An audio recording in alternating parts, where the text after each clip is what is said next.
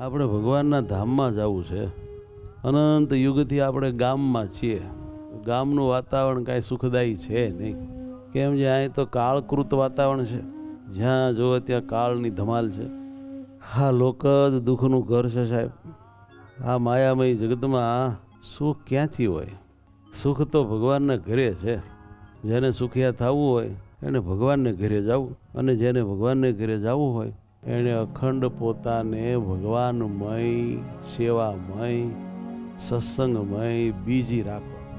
નવરા થયા નથી, મન ભટક્યું નથી. અને આ વાત હું કાંઈ મારે ઘરની નહીં કહેતો. આ વાત ભગવાન સ્વામિનારાયણે વચનાવૃતમાં કહે છે કે મન તો ભૂત જેવું છે, એને નવરું રહેવા દેવું નહીં, નહીંતર તમારો જ નાશ કરે. આપણા મનને નવરું રહેવા દઈએ તો આપણને હેરાન કરે. એટલે એને કહેવાનું કે મૂર્તિના તિલ ચિહ્નમાં ભાઈ ઉથલ માર.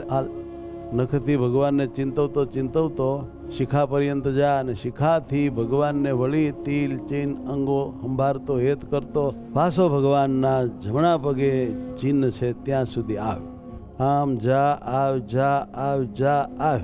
આમ મન વશ થાય, આપણા કંટ્રોલમાં રહે. પછી આપણને એ ક્યાંય વિષયાદિકમાં પછાડે કે મેલા ન કરી શકે. ધ્યાન કરીને મનને જીતવું એમ ભગવાનનું વાક્ય છે. મન કોઈએ વશ કરવું હોય, જીતવું હોય તો એને ધ્યાનમાં બેસવું અને તિલચિહ્ન સંભાળીને મૂર્તિમાં ચડ ઉતર કરાવવી. તે આપણા મંડળમાં આવી રીતે ભગવાનનું ચિંતન કરનારા ઘણા સંતો છે. રોજની 300-400 ઉથલ મારી દે, મૂર્તિ હૃદયમાં દેખાવા માંડે એવું ભજન કરે. અને આપણે નવરા માકલા મારીએ.